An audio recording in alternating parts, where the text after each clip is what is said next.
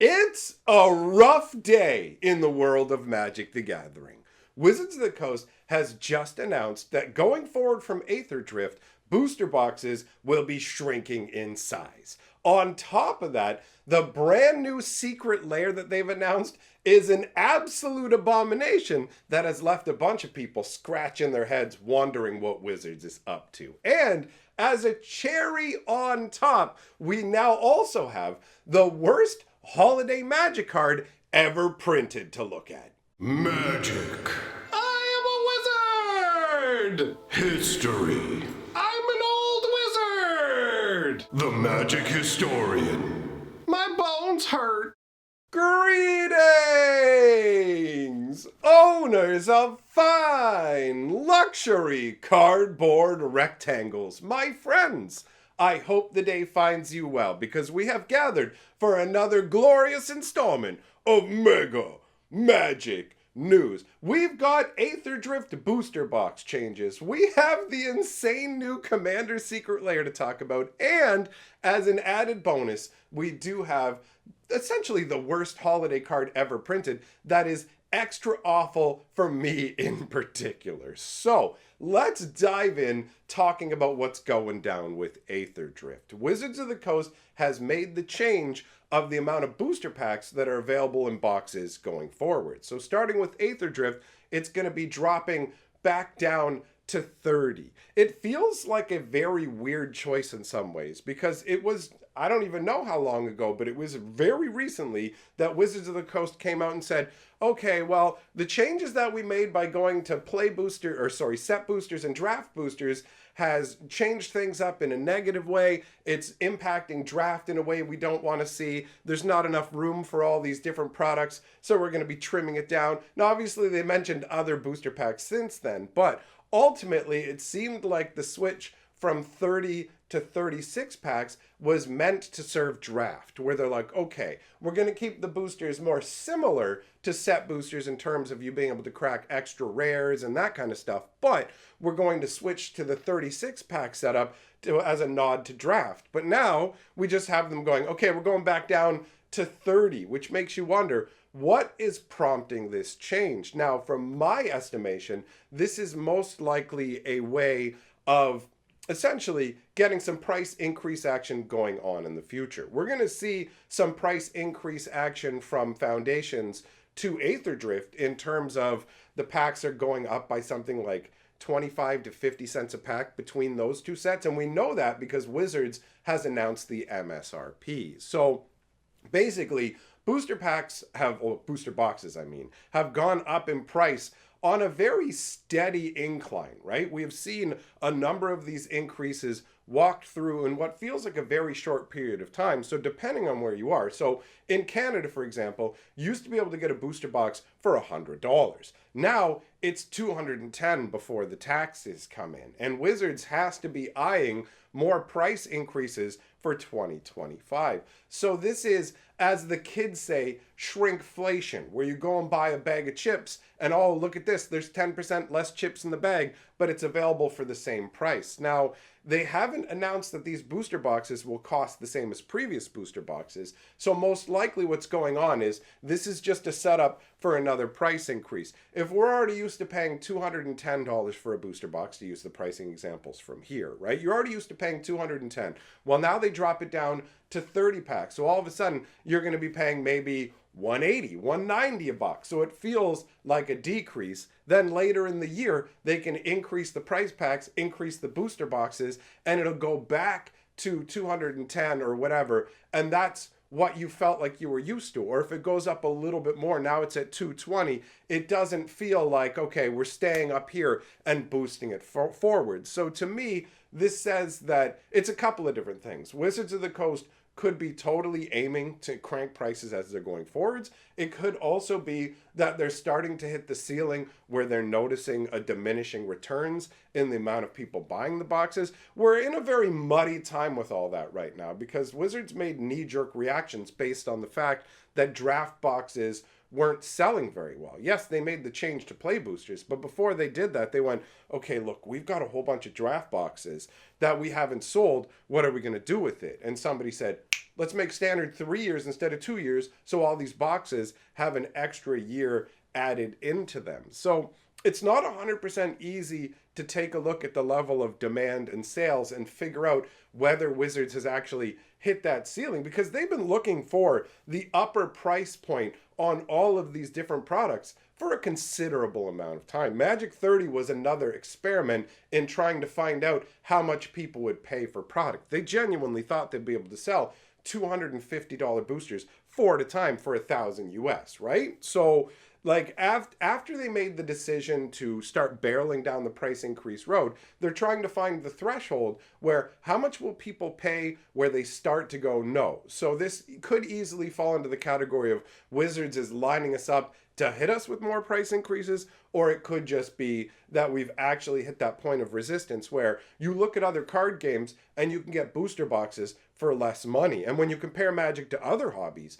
when you have to spend $200 for a booster box and that could buy you 3 AAA like top-notch video games, it becomes a difficult ask to make. There's also the fact that overall life has been getting more expensive. So this could totally just be Wizards of the Coast going, we need a more affordable price point, and they might not be looking at doing more price increases this year, but considering that Hasbro's financials are looking rough, and in most of their different departments, they are reporting that they're heading downwards, right? Obviously, their entertainment write-off cost them a lot.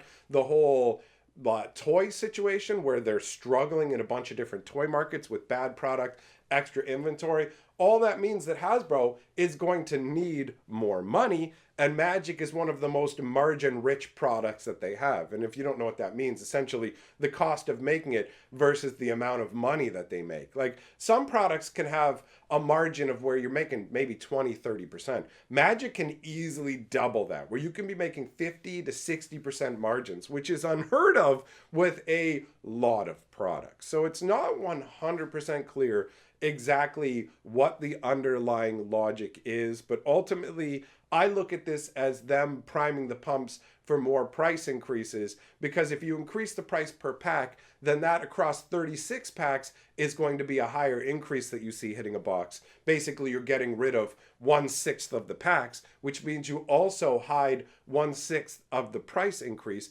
And if people consider 30-pack boxes to be an acceptable box size, then is it really that risky to make this change? We saw that set boosters, even at 30 packs per box compared to 36 for draft boxes, the set boxes sold far more consistently. So I imagine that they've decided that functionally this change is going to work for them, right? Ultimately, to me, this just equals a worse deal for us overall, because they're making this change for a reason. It's not like they're just cutting the price of boxes. They're not giving LGSs a deal or anything like that. It's just straight up less product so they can change the way that we view it when we're at the till and having to decide how much we're going to spend, right?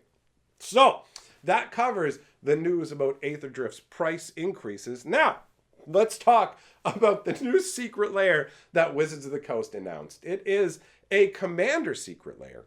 It is a deck called 20 Ways to Win, and it's a very obvious concept. It has 20 different ways to win, and there's one card that actually counts for 2 win conditions, the 20-toed toad. So actually did a live stream talking about this secret lair and talking about the different possibilities of cards they would put in there, because there's a lot of different cards that will let you win the game outright. So obviously when it comes to the normal ways of winning, you mill somebody out of cards, you do combat damage, they count those as victory conditions, but they also count taking somebody out with commander damage as a victory condition. So that leaves 17 other conditions. And when I went through all the different cards that say you win, there were certain cards that I absolutely ruled out, because I figured there was no way for them to really functionally make them work in the deck. So cards like Liliana's Contract, where you have to have 4 different demons, are they literally going to put 4 different demons in this deck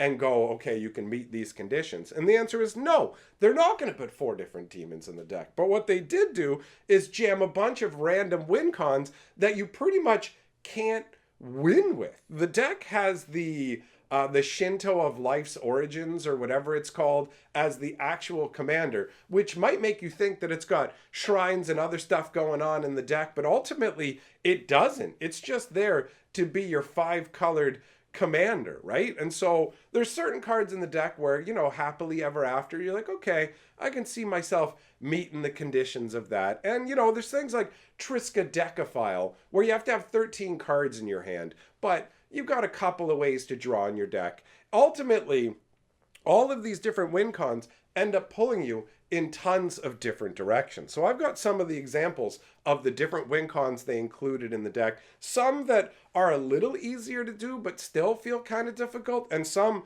that feel virtually impossible, right? So you've got Hellkite Tyrant in the deck, who cares about you having 20 artifacts out. So is the deck loaded with artifacts? No, it's not. It has another win con, though, that lets you make a treasure token like each turn, and then when you have 20 treasure tokens, you win the game. But why would you need the dragon for the 20 treasure tokens if you have the enchantment that gives you 20 treasure tokens? Like, there's weird overlaps in cards where they have the Felidar Sovereign, right? And Felidar Sovereign is a 6-cost creature that has lifelink and says when you have 40 or more life, you win the game. So it's got built-in lifelink on the card. You need to get 40 and you win. Okay, cool. But they also have Test of Endurance in the deck, which is you win the game if you have 50 life or more. So you literally have a card that says you win if you have 40 life or more. You have another card that says you have 50 life or more, and they both count as separate win cons. And Test of Endurance is obviously so much worse than the Felidar, because the Felidar is literally a 4/6 that can hit with lifelink and move your life total towards the 40. Whereas Test of Endurance, you've just got to hope other random things get you there, right? So remember how I mentioned Liliana's Contract and how you need 4 demons?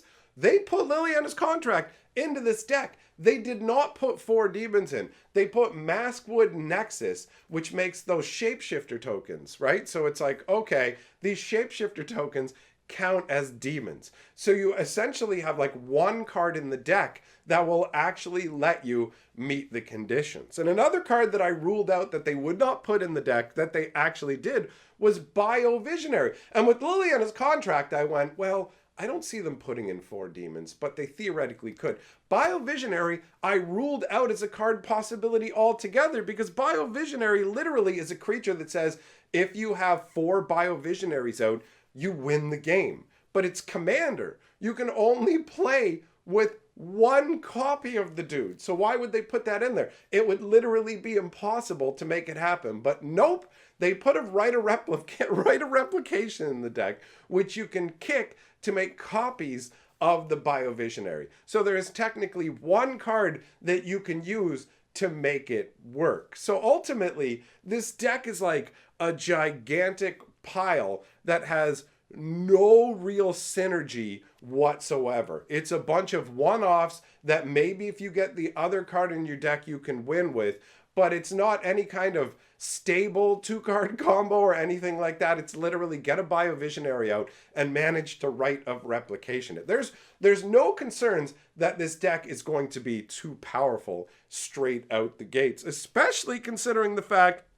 they included Maze's End as part of this deck too. Maze's End is a land that requires you to have 10 lands out to win. You need 1 of each of the gates along with the maze. So I guess technically you need 11 lands out to win. And that means the mana base for this deck is nightmarish, right? You're literally relying on gates, which come into play tapped to produce the 2 different colors. Like, ultimately, the speed of Commander has accelerated to the point where even the precons feel considerably more powerful than this. If we think about the Commander bans that recently happened, they literally said, hey, Commander has massively sped up as a format.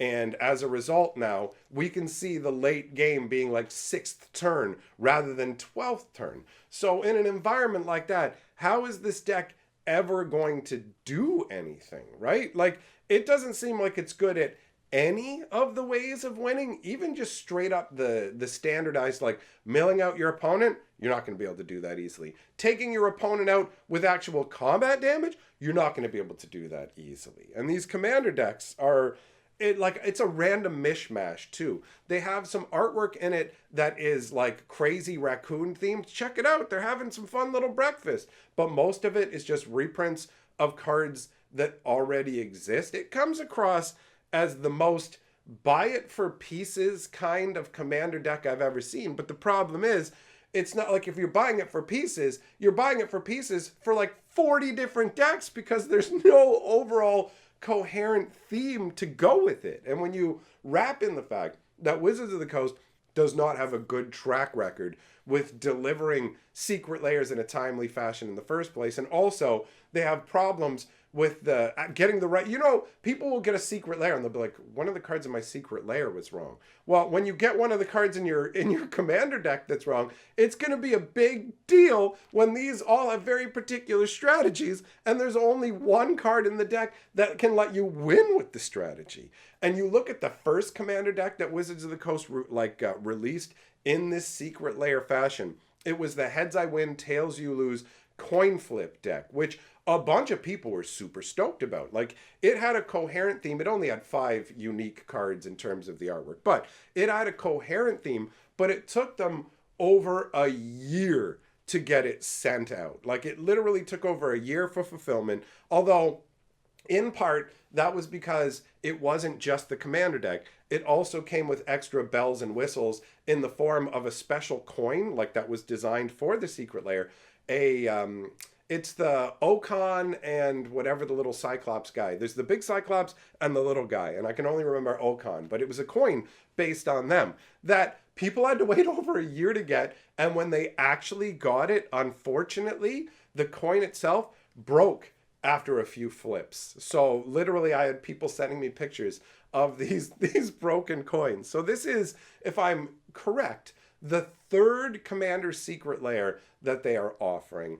And it already feels like they're scraping the bottom of the barrel. They said it's based off of one of the employees who works their decks. So I imagine they took that deck and then they don't want to give you too much value. That's really what's hampering this deck. Wizards of the Coast wants to sell you singles directly in the form of this commander deck and have you pay a price tag in the 3-digit range, right? $100, $150 are what these decks normally go for. But they don't want to give you too much value for that. So they end up with this absolute random pile. And I'm curious to see how this deck is going to do sales-wise, because it is just a whole bunch of whatever. And speaking of whatever, let's talk about the new holiday card, which I think is awful. It's especially triggering for me, but let's actually look at it first. So this is Eggnogger's Stash. It is 1 green and 5 for an artifact that says lands you control have tap, refill your mug with a festive drink. If you don't have a mug, go grab a mug. It's the holidays, right?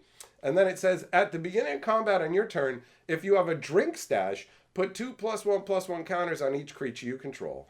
And the flavor text says, blend Dingus egg yolks, milk, Eldraine spice blend, Muragranda vanilla, and absolutely nothing else. This is them dancing around the fact that your eggnog will usually be boozed up, but they're like, hey, we stay away from that. Remember the new Capenna era where they're like, everybody's down at the speakeasy drinking the Halo and snorting it and stuff. But also, this is a game for kids, so don't have anything that references booze. And it's like, but you're literally giving away tokens that reference booze, right? So this card is a play on Bootlegger Stash. And from that perspective, it's fun. It's got the same casting cost. Bootlegger Stash lets you tap a land to make a treasure token. And I thought Bootlegger Stash would be amazing, but it turns out it was mostly a do-nothing card. So the first ability on this card is absolutely useless, right? Tapping it to be able to refill your mug with a festive drink. The only way I could see this being as an advantage is if your friend really needs to go to the bathroom and you're like, you have a rule saying if you go to the washroom during the game, you concede. And so while he needs to use the washroom, you just tap a land and then you go and you turn on the water. Got to rinse out my mug for the next drink. So he hears that water. And then you pour the drink into the mug. Glug, glug, glug. And he hears that. And you're just trying to play a battle against his bladder. And as soon as that drink is done, you don't even drink it. You finish making it. Then you're like, I'll tap another land to make another drink. Go and dump it out. Fill it up in the sink. Like there's no strategic value to that first ability. Obviously, it's so that you can have a drink for the second ability, where at the beginning of combat on your turn, if you have a drink stash, you put 2+1/+1 counters on each creature you control. So this essentially reads as an artifact that costs 6 to put out, and at the beginning of your upkeep, put 2+1/+1s on all your creatures, because you're going to be able to manage a drink stash, right? You could literally just keep a whipped creamy drink beside you and just take a dollop of it and rub it across your lips at the beginning of each turn. But it just feels like, first of all, it feels like a weird thing to be doing, worrying about your mouth hole every turn. I got to make sure that I got a creamy stash on my mouth. And what if your opponent tries to reach over and wipe it off your face in response, where it's just like, I'm going to wipe that off your face. I don't want people trying to touch my lips in a game of Magic. And this features the creature I hate the most in Magic the Gathering. I hate Loot and his stupid little Pokemon-y face. So the fact that they're using him on the holiday card is genuinely heartbreaking to me. So, my friends, that's everything we have to talk about today. Let me know your thoughts in the comments below. Big shout out to my channel members and patrons. Thank you very much for supporting what I do. And I will see you all, my friends, in the next video.